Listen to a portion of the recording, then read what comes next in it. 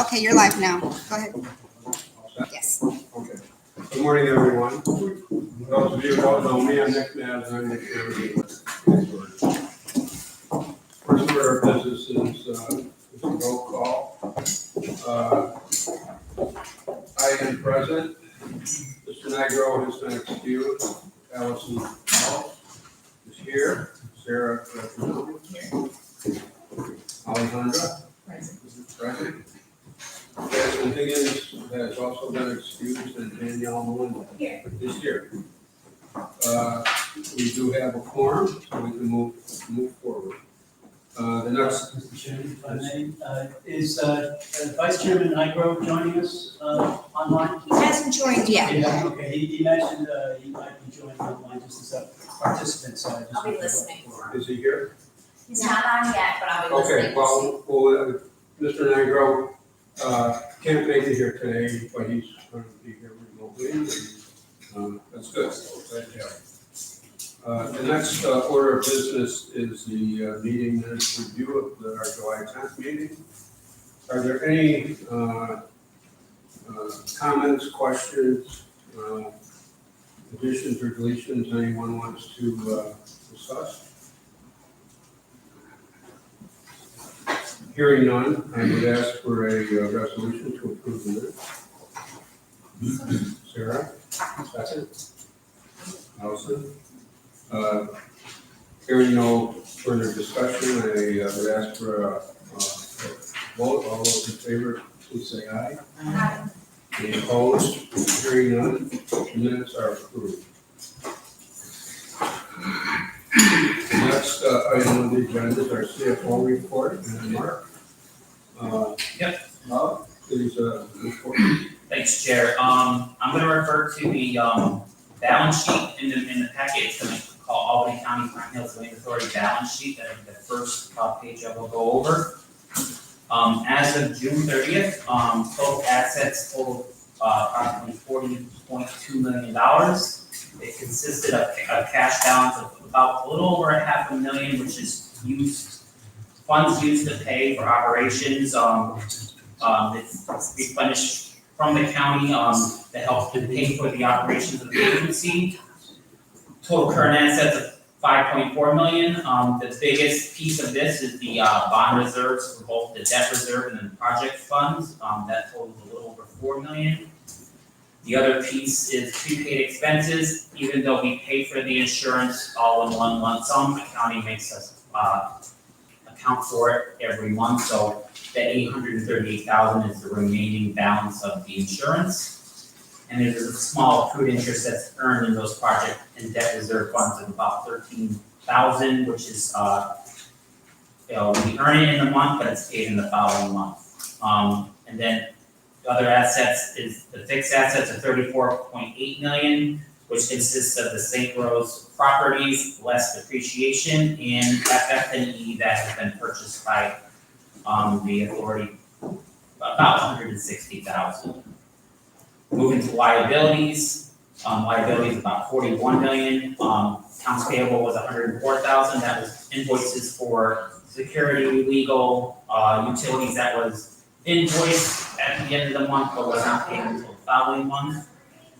Current liabilities of $941,000. The big piece there is deferred revenue. We did receive money from the county to pay for the insurance, so as they need the prepaid expense, we defer that to recognize the revenue at that point. And then the big piece is the bonds of $40,470,000. Just note, the bonds are going to be paid off, but the first 5 years are interest only. You can see this in your the narrative here on the first page. In 26, we'll pay a little bit more, $2.5 million. That's because interest has been earned in 25 and 26, which will be paid in 26.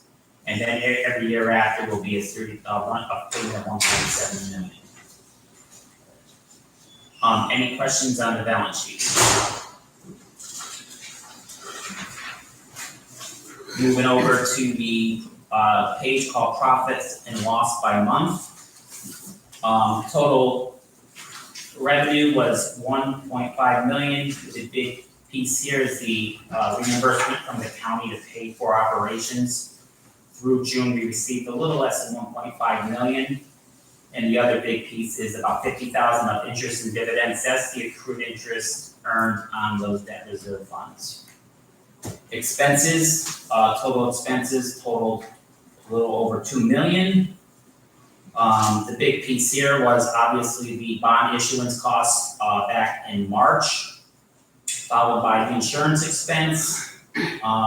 Payroll is the next one at 289,000. We currently have 12 security guards on staff that we are paying salaries and benefits to. Professional services is 75,000. That is for auditing services, and we do also use a third-party security firm. And then utilities of 202,000. Depreciation expense is 456, and that's on the buildings and equipment that's depreciable for the purchase of the same road. So with that, there is a deficit of just under $1 million.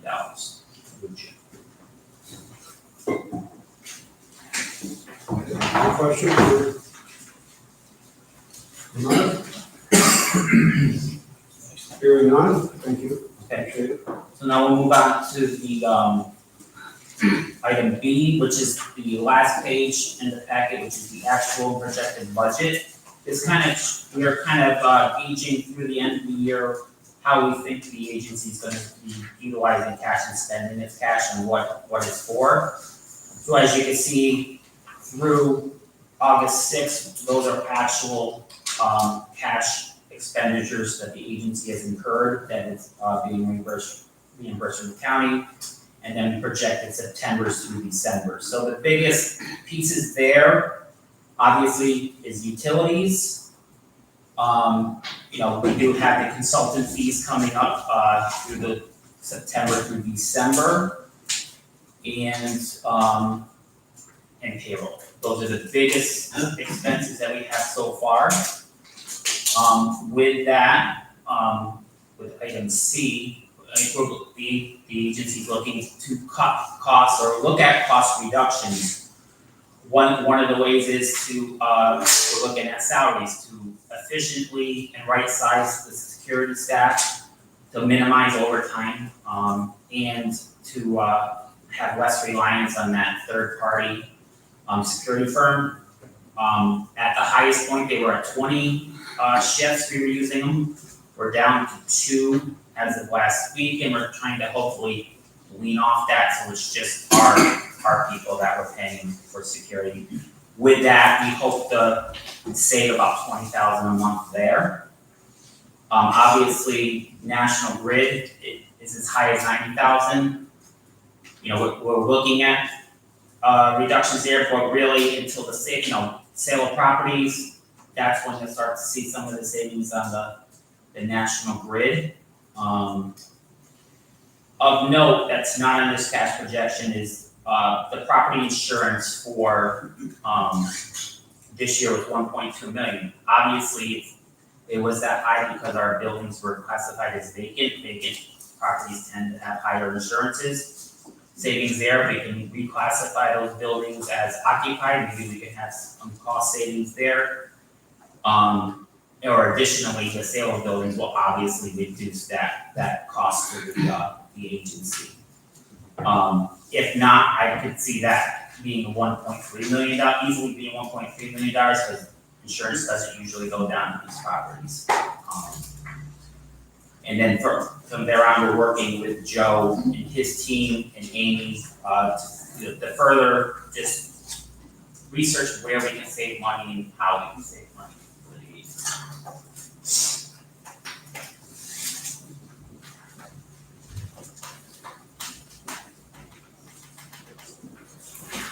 Any more questions? Any questions? Comments? Okay, I just want to again acknowledge the fine work that you're doing and also the support that we are receiving from the county. We're starting, and the county has created the authority and is going to support us with financial support in getting this project moving and getting going is the key to moving forward. And I want to acknowledge the county's support. No, thank you, that's, Mr. Riley, at least, yeah. I know, it's a challenge. No, but it's something that needs to be done, so thank you for that. Yeah. I just want to thank the county, Yeah, I'll- everybody I'll- involved. Yeah. You know, that we don't have to lose sleep at night worrying about bills. Thank you, sir. Moving on to the CEO report, Kevin. Thank you, Mr. Chairman. Good morning, everyone. Let me start off. We were going to have a real estate update, but our real estate attorney, who is really going to talk about just the rationalization of the various tax parcels to align them by individual parcel.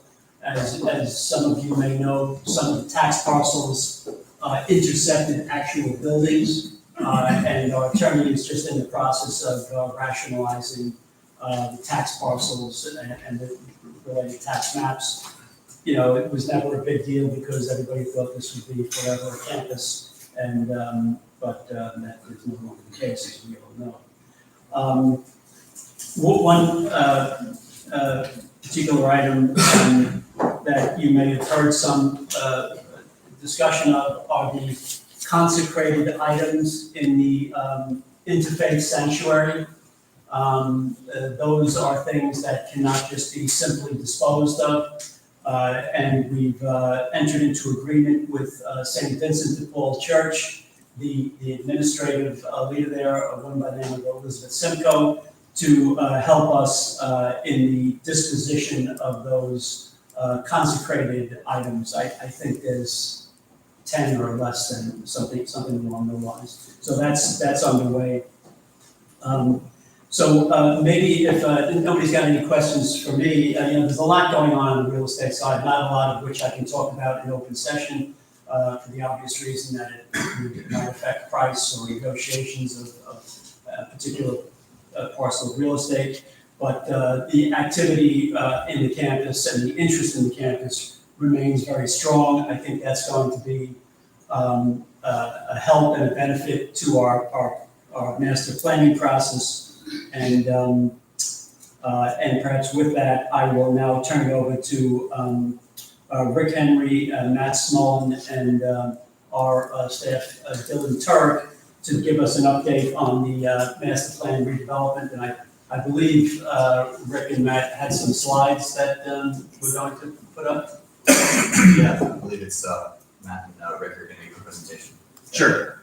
Yeah, I'll give a kind of a high-level overview of the work that's underway on our part, what's currently underway, and what we're planning as we move ahead. So, if you wouldn't mind moving to the next slide, that shows some. Can I just stand up maybe in once so people can see? Oh yeah, absolutely, sure. I didn't know if the camera was better facing this way, so. So this gives the overview of the high-level deliverables. So phase one is underway with our data collection and site assessment. What we're doing is we're gathering the information that we have on the existing buildings. We're looking at the buildings for a high-level general condition assessment, looking at the site for the general context.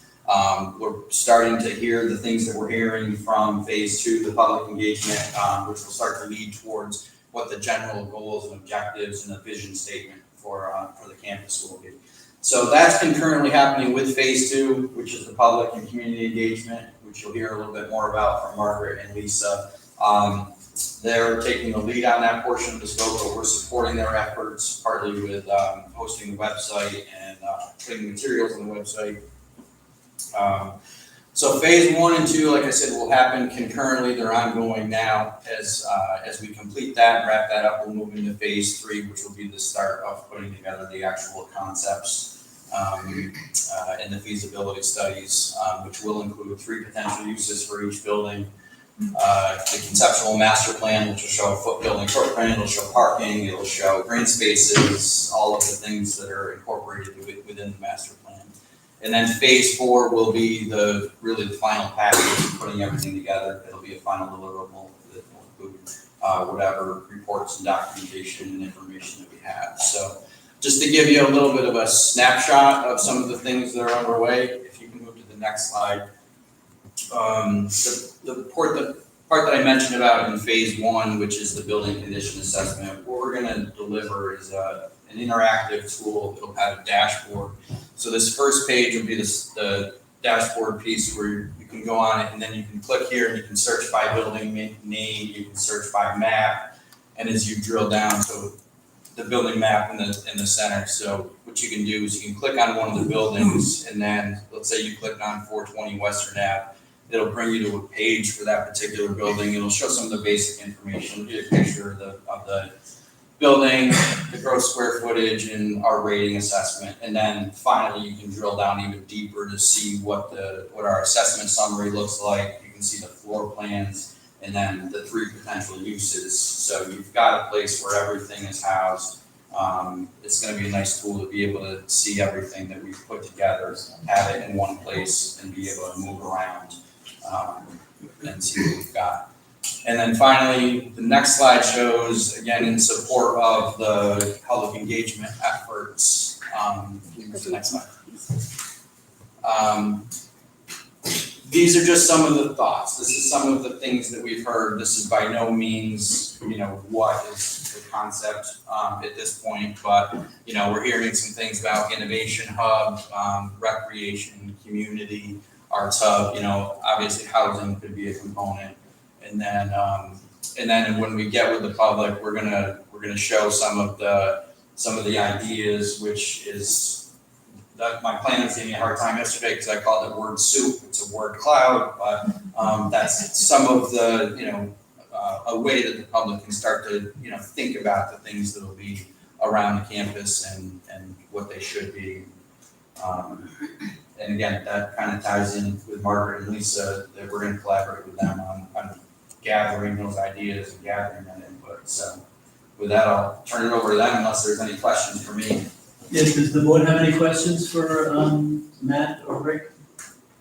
Rick, maybe once, as you recall, when we met with the Neighborhood Association Steering Committee, the question came up about what will the final product look like. If you could just give everybody a brief overview of, in November, when this thing is all said and done, what are we gonna have to look at? So it's gonna be interactive, and it's gonna be probably very thick as a hard copy, but it'll be something that'll be web-based that everyone that the authority decides can access. It'll be that, all of the information that we have compiled and all of the options that we've considered, and including financial analysis, economic analysis, all the public participation, all that stuff's gonna be embodied in that report. It'll be a report. So to that end, imagining what you're proposing, putting on a portal, if you were to put that would be on there, you would click on wellness, for example, and then it would be whatever proposals of that would come in, like the gym or whatever it is, and then somewhere else, the cost of supporting that, like adding equipment, or like what would that drill down more dimensional sort of? Well, we're still Okay. it's a great question. We're still figuring out what the data is going to look like in form, because there's gonna be recommendations that we make that are not necessarily in the word cloud, because we're meeting with developers and we're talking to them after the public participation process commences next week. We are going to be meeting with developers and talking to them about specific use on the site, and if there's engaging interest on whether they want to invest in a particular building or a particular area of the project. And those are going to be options that we consider. and we'll make a recommendation. Other questions from the board? Just the infrastructure, stuff we're not gonna see on presentations such as this. The condition of the buildings, boilers, the water, the sewer, the electrical, clearly in some of the bigger, more like the building we're in, the concerns might be not as great, but the houses. Yeah. Is there gonna be a report on assessment on those Yes. that we can utilize as to some of those may be in moving condition, Yep, and they'll be- others may be in very poor condition. Yes, and it'll be able to be drilled down and, that is gonna be part of the assessment. Okay. Yes. Back to So one. we'll know that for example, because I'm interested in the housing piece. Yeah. We'll know, for example, that these certain houses are an A, and some are a B, and Yeah. some might be an F. Yes, But, yes, and we're gonna get that information, and I guess, as developers and people come along, is that, what would the expectation be, timeframe of that happening? that is happening in the next week Okay, to 2 weeks. okay, All of that assessment is okay, happening. okay. It's already started happening. Yeah, but I think it's something of concern. Yeah. So Yeah. I just wanted to bring it out. Yeah, the other interesting part that we're analyzing is the loop system, the combined infrastructure. We're doing an analysis of whether we keep it that way or whether we split it up. And my gut sense, this is just my gut sense. My gut sense tells me it's gonna be really expensive to split it up. So we probably look to have an emerging district. And that's something that we'll have to work on with everyone to make sure that that's easier. But there is a lot of grant money at NYSERDA and other state programs that will fund research and then the implementation of a combined utility system. Thanks. On the map in the next slide, some of the buildings are blacked out. Sorry if you already explained why, but I'm just curious on that. I think those are just the college's properties. The Yeah. developing properties are just, Yeah, that's. They would all be black if they had the Yeah. plan color the others. What was that? Are these just, the black ones, just the remaining ones that you haven't been thinking about uses yet? Oh, yeah, exactly, yeah, again, this is just sort of a first pass at throwing some ideas out there, and there are some reasons around why Innovation Hub was, there's some lab space there, community is, obvious because of, recreational, community recreational or obvious uses, existing, arts is based on, theater, that's there, which left, a lot of the housing off to the east side, but yeah, it's just a real first pass. But we're not bringing this to the public next Okay. week.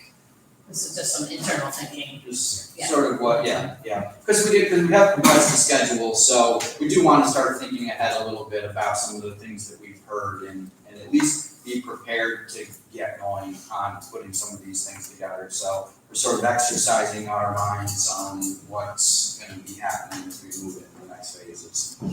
So this will evolve as we hear from the public. Absolutely, Yes. absolutely, Precisely. yeah. no further questions. I'll introduce Margaret Irwin and Lisa Nagel to talk about our community engagement process. Good morning, everybody. Right. We've made a lot of progress, and the first event is next week, on August 20th, from 5 to 6 at the Lowell School of Education. It's about visioning, so it's CPL has been doing some internal thinking about words and phrases and concepts, but we're not going to bring that to the public is gonna bring their ideas to us. And they're already doing that in the community survey, which has about 50 responses so far. Website really went live Friday, so that's pretty good. And we will send out a reminder to everyone on the mailing list about the survey. But the survey talks about some of the things you see there, and it talks about many that aren't there. And so we'll have some word clouds based on actual people's responses in the deck for next week. And I think that'll help make it feel more inclusive and educate us. So, we have, for example, people who say they think all the houses should be rehabbed back into single-family homes, and others who say, I'm worried that some of these houses might look better on the outside than they do on the inside. What's the status? So people are, and on both sides, we have a variety of questions. But we hope to see as many of you there as we can, and to follow engagement, use www.reimaginesaprose.com. And if you have people you're talking to, or they have a comment or a question, there's a Gmail that comes directly to us, and we're able to either answer questions about logistics or coordination. I'll just add that this first workshop is us listening for the first time. So there's gonna be a lot of process, there's gonna be a lot of explanation of what the project is, what the CPL team is doing, et cetera. So we're really, we're not coming out, but this is what we think. This is the first listening session. And we'll go over the timeline on how that progresses as we move through in just a second. But this is like our first time to get there, that we are getting the direct emails, there's the open survey, we have buttons around the table, so please take them and give them to neighbors, et cetera.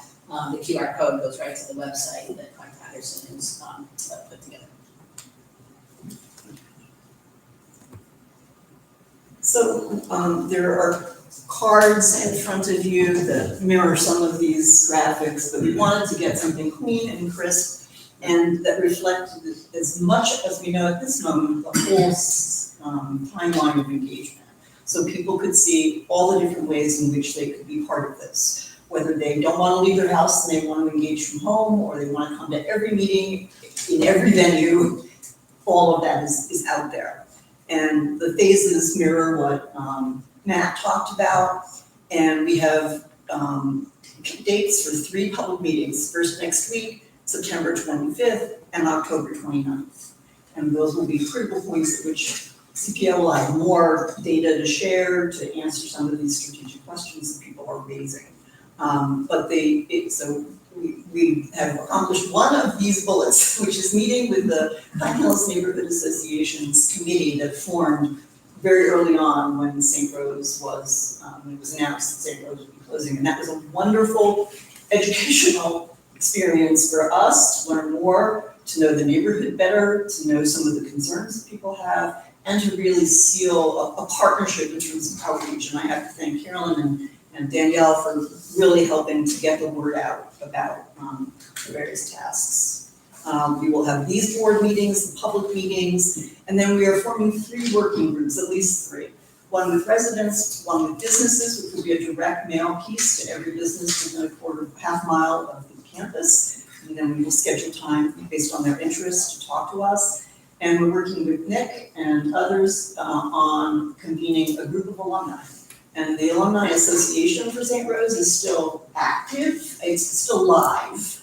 But part of the process of closing the campus is figuring out what will happen to the Alumni Association. And so we got some really interesting ideas, and the folks we've talked to, we'll talk about initial call tomorrow to get a group together to talk more about how the reuse of the campus can honor St. Rose's history and traditions.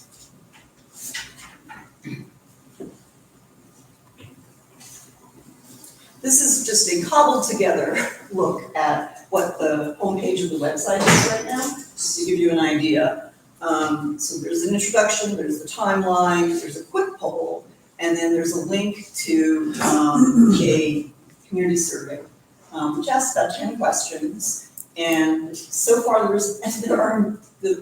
while there may be only 50 responses, everyone wrote a great deal about their thoughts and why it mattered to them, and about the vision. So we have a lot. I know when that, after this next meeting, when people are more aware of it, that will be a great source of information and questions and give us some insight into directions that the community is going in. We intentionally did that in SurveyMonkey so we can cross-tabulate, so we can look at If you live in the neighborhood, what do you think? If you live in the city but outside the neighborhood, what do you think? If you live in the county outside either, what do you think? And be able to see if we're falling short on reaching stakeholders in each of those groups, and then we can double back and get some more outreach going. But, so that's there, it's live. It will, CPL is making a set of updates today and tomorrow, and then, on Wednesday night, we will launch in the room with people able to come up and ask questions on how they use an interactive map. And Carolyn snuck in early, and got to see how that worked, but, so we've written that down, got her, made a note of her card. The thing that does is just give you, at whatever point in time, based on whatever you have available to read, the ability to comment, either on a building or an area, for use, question about it, the type of conditions, and that will be, so we'll show people how to use that next week, and then that will become part of the website as well. And I would just add too, is that as you're approached by individual people who you're speaking with or, asking questions of, please direct them to the website to put their comments in the website. And we're gonna say that on next Wednesday night, because we can't remember everything. I wish I could. But, so, if someone's talking, we're gonna say, that's a great idea, we're gonna keep you put it on, post it, and put it on the board. So same thing, can you please, I like your idea, please, so that we receive it, go to the website and get the comment in the website. I think we talked about this. We're also going to the Pine Hills Neighborhood Association meeting on September 16th. And I think Dylan is working with the Melrose Neighborhood Association and coordination. The city of Albany's neighborhood specialist for Pine Hills reached out to us, so he's helping to get the word out.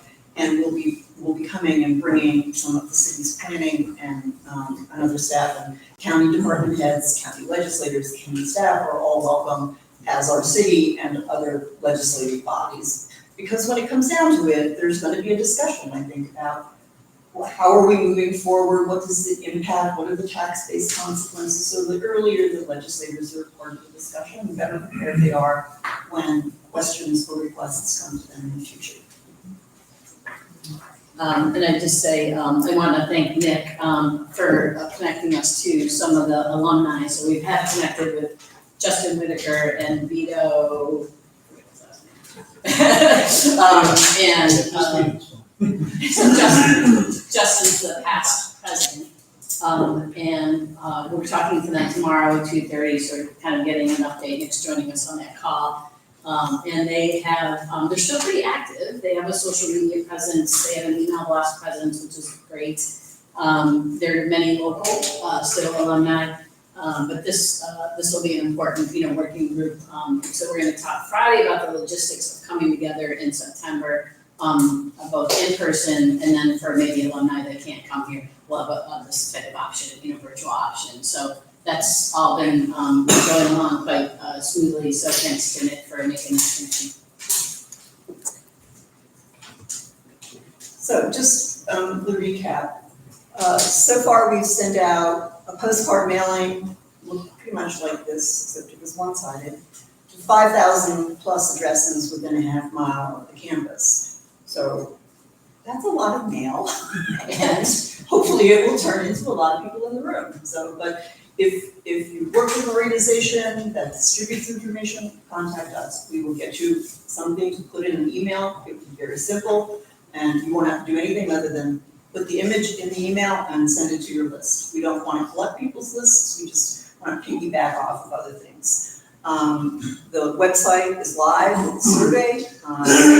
It was shared with the neighborhood association, dates are posted on their site. We did thank you to participants. We will do that again after the next workshop. We're working with the City of Albany neighborhood specialist. Handouts will be updated to describe where we are in the process and be available. There are lawn signs posted around campus. You noticed them? Okay. Well, we'll take any feedback on those. Kevin would like the text to be white next time, which I think makes sense. I haven't seen them now in place. And we have a couple of large banners ordered that Joe and Dylan have spec'd out and are going to post. They'll be up the whole time. They will just keep driving people to the website for more information, whereas the lawn signs will focus on the events coming. And the QR code will be posted on many of those columns, the small columns, just so wherever you're going, you get just a peek at, oh, I should remember to do that.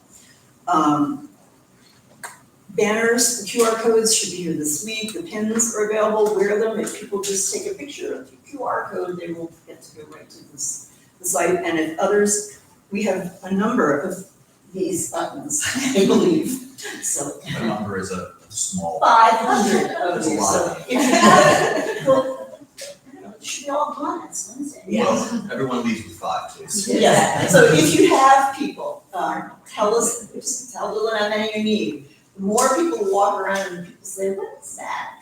They might then take the next step and say, well, what is this website? What is this meeting? That's when we want to get started.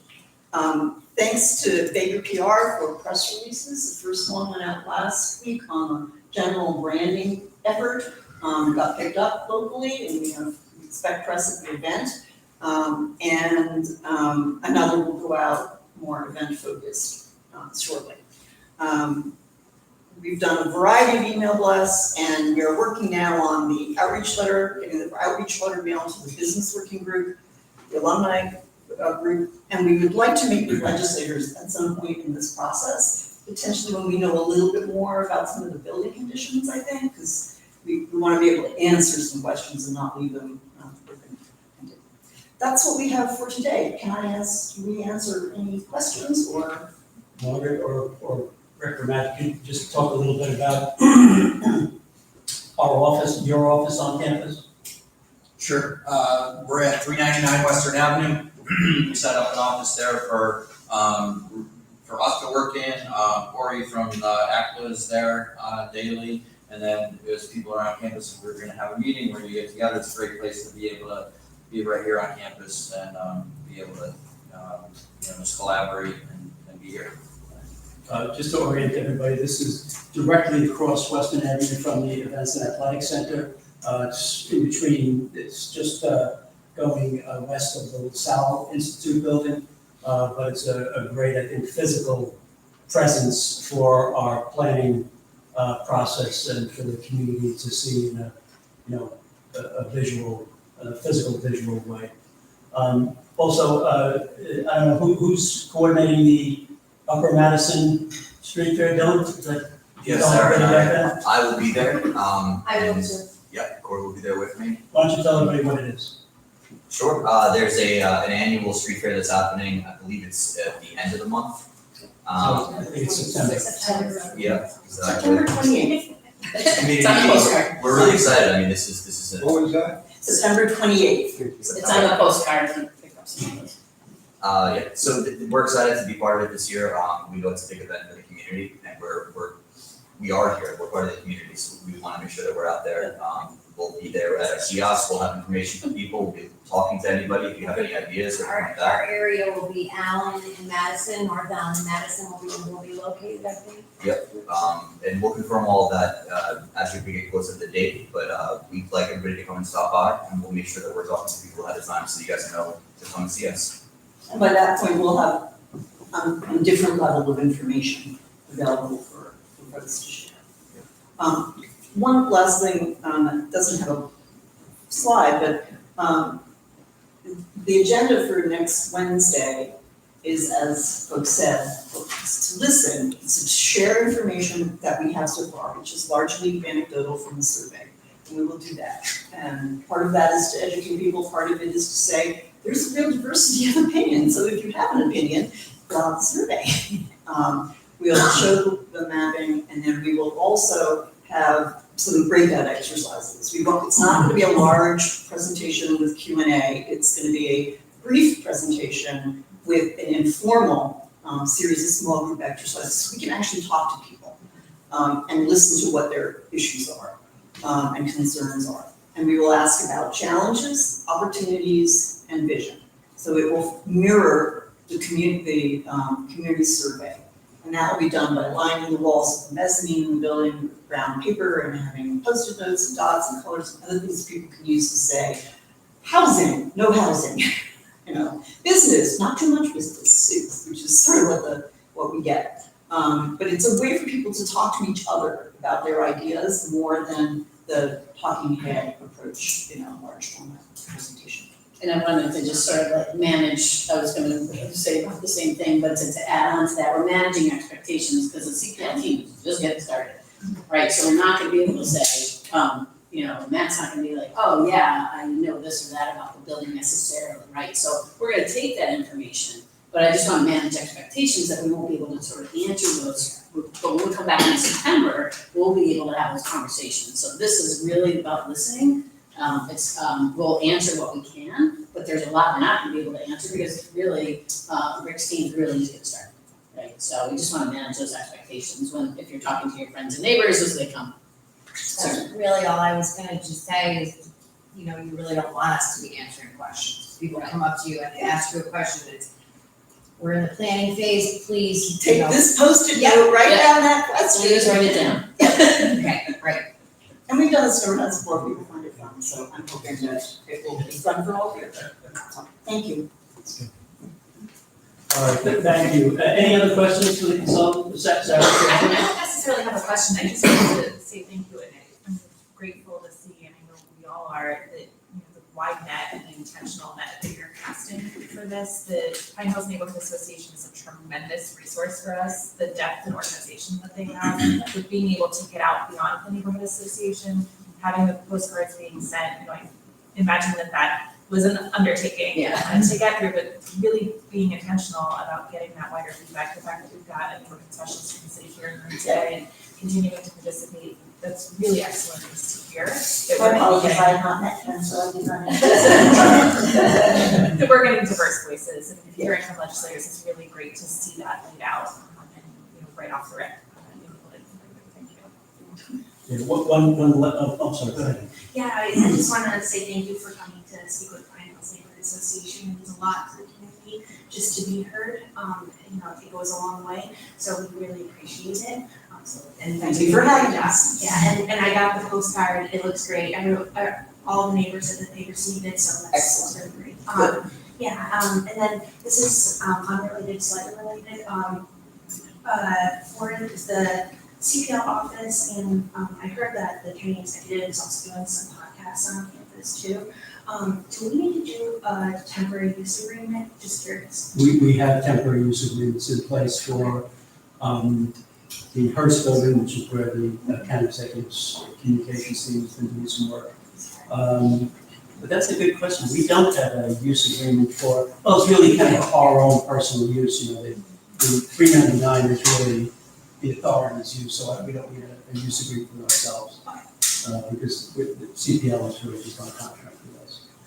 The last thing that I just add here is we did put CPL in touch with the governance consultants who are doing the downtown Albany plan, the so-called MIG group.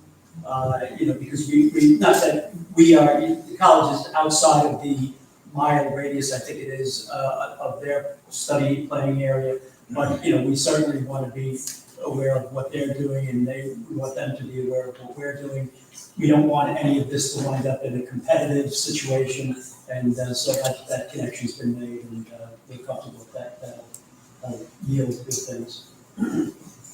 We have signage out in front of the office now. Yeah, we have a sign out there that shows the different logos of the involved parties, and it says that it's the Project Team Field Office, and it has the Reimagined St. Rose logo on it, and the QR code.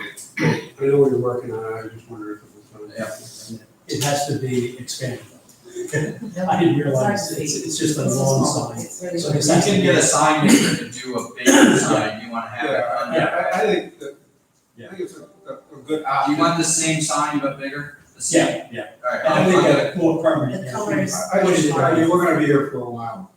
We'll get a sign maker to do it. The planning might be done in 6 months, but then, you know, I think it's a good optic to show that, you know, that you folks are available and on site, and you're not doing this remotely from someplace else. I think it's just a good message, it's a good option.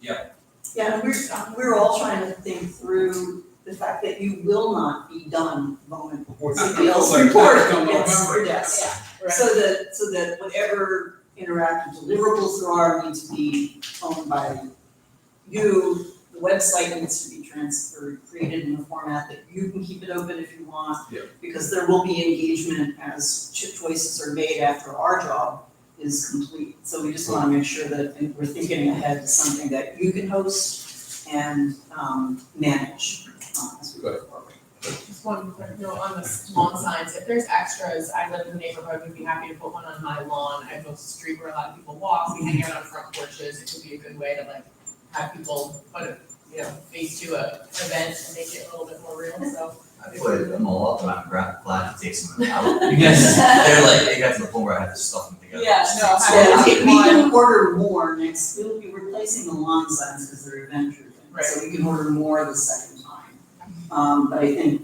if I ordered them today, it wouldn't be Yeah, here before Wednesday. If there happens to be a spare, I wouldn't say. Yeah, that's I'll great. get some more. Okay, We can order more and we can order larger, so just, evaluate the first round of this and let us know what you think. No? No, any further questions? Okay, Thank you, good job, everybody. thank you. Yeah, I think one of the things that might be helpful to the board for the next meeting would be to have our real estate arm of the Cressa folks here. I think by that time you should have some feedback, and it would be good to hear, an assessment, preliminary, albeit, but an assessment from the real estate side of how the real estate folks look at the campus, and I think that might be helpful. All right, the last item on my agenda, Mr. Chairman, is the status of our 90-day notice. As you know, we sent out a 90-day statement. And by the way, Tom Owens could not stay on the call. He had another appointment, so he had to take off. But he sent me something to read. A 90-day statement is authorized by the board, was transmitted by the CEO on July 16th to required recipients, the Assembly Speaker's Office, the Senate Majority Leader's Office, the New York State Controller, the OGS Commissioner, the New York State Budget Director, and the New York State Authority Budget Office. Copies of the 90-day statement were also provided to the county exec, the county legislative chair, and the county controller. And to date, no questions have been received on the 90-day statement so far. So, any questions on that? Nothing really else to report. Yeah, we'll go back. Paul, you ready? Yeah. Okay, we're gonna go back to 4A. Hope you're ready to go, Mr. Holden. I am. We're all right. I told the But if you're board, not, you're in trouble. I told the board that you've spent some time on the rationalizing the tax parcels and. Yeah. and we can take- Yeah, I've got some handouts of some of the parcels. The point being is that the tax parcels are really not correct, okay? And we've had Hirschberg draw up some maps, sent them to the county as to how to do lot lines, especially back here, because the lot lines are really a mess. But the precursor to that is gonna be what's called a declaration. It's called a declaration of reciprocal easements, restrictions, and covenants. And that's gonna set forth pursuant to which a common plan of access easement is called a declaration. And so any conveyance to anyone has to be subject to that document. So that's gonna become the attraction. And that's gonna establish common roadways, common parking, common scheme of how we're gonna operate this, okay? So that, we're working on that as we speak. But So you see that as a positive towards marketing the property? yeah, because then whatever you see here in terms of roadways, access, and parking is set for common parking. So a purchaser would see that as an advantage or a benefit.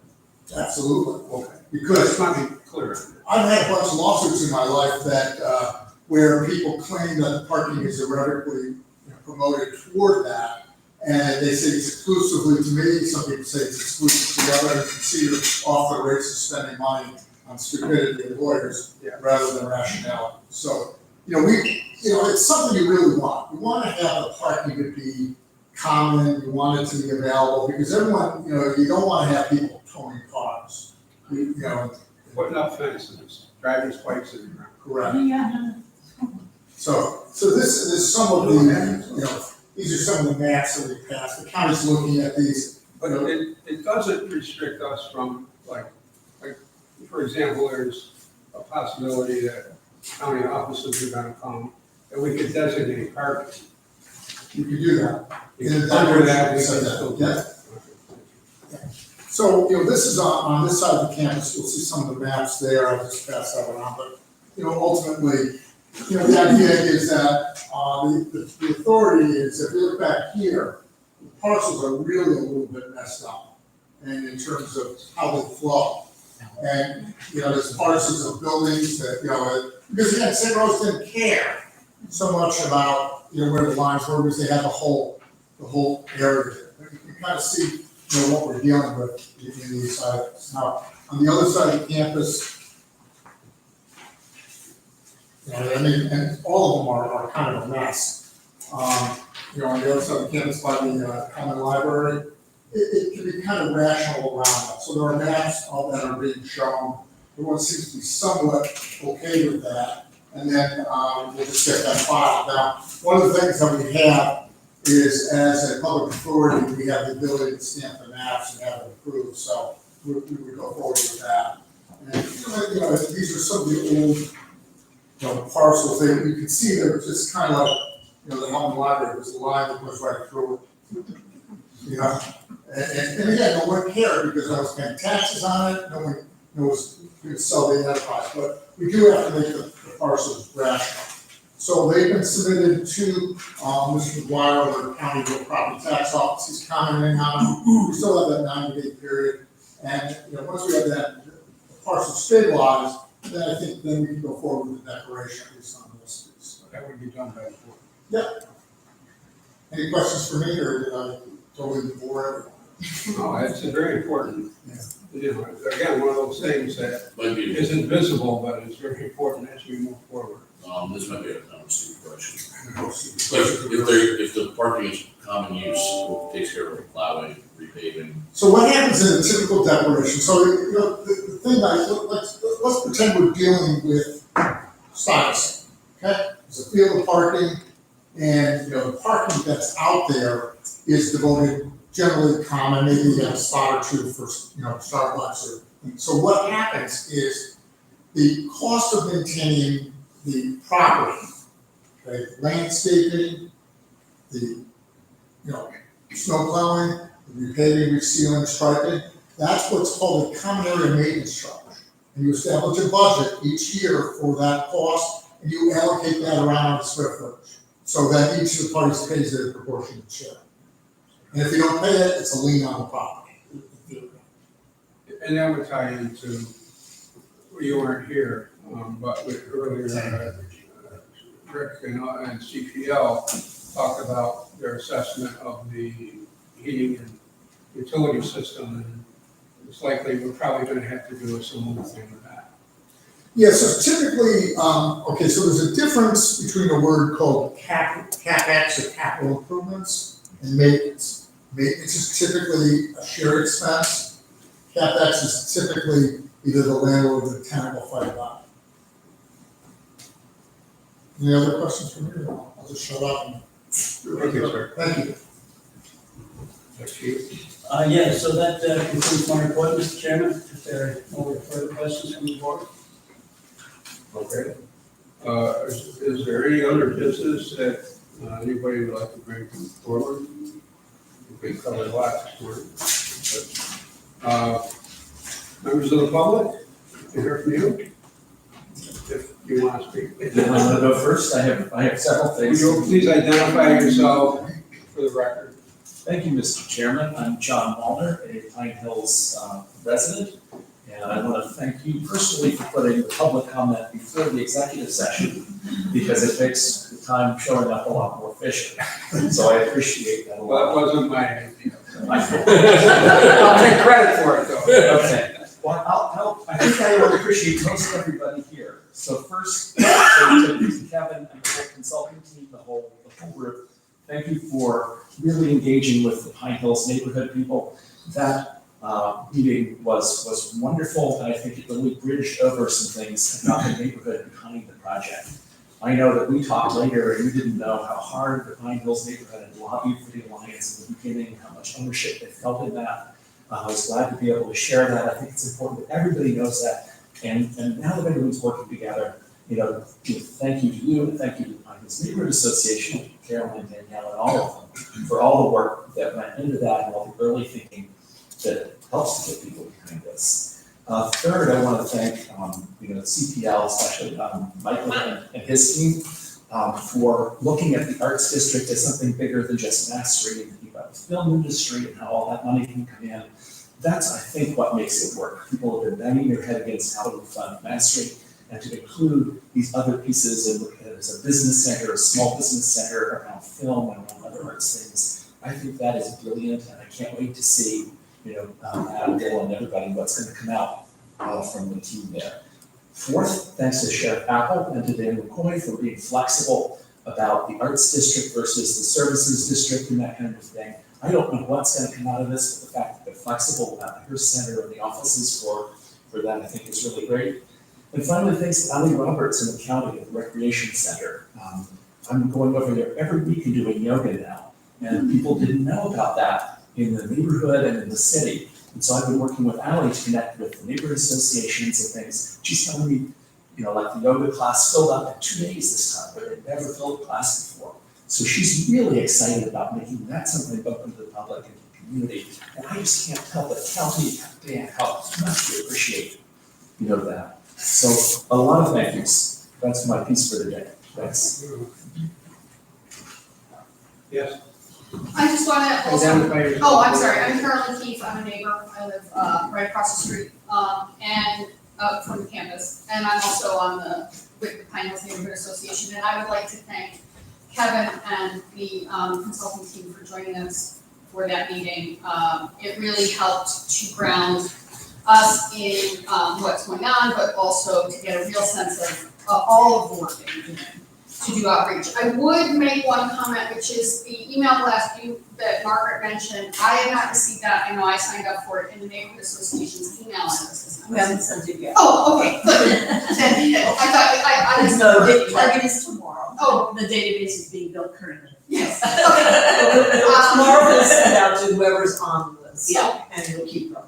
Thank you, and I appreciate the interaction that you've had with me about making sure the website is ready before we tell people that there's a website, because people want to frustrate those who are using that information. So thank you all for the really hard work that you're doing to make sure that the public understands that they have a voice and to getting their voices heard. So thank you very much. Any other comments? Well, thank you. I would move to go into executive session to. Yes, thank you, Jim. Our general counsel, Tom Allen, gave you the following language. I would like to ask the board for a motion and a second to enter executive session for the purposes of discussing potential disposition or acquisition of real estate when the publicity of such discussion would substantially affect the value thereof, discussing the potential retention or appointment of authority of a particular person or corporation. I would limit the executive session to board members. Excuse me, folks. Yes. That's I maybe the first and the So I second. have a first. Allison.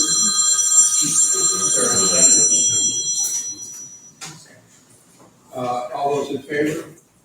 Aye. And just the board and Kevin.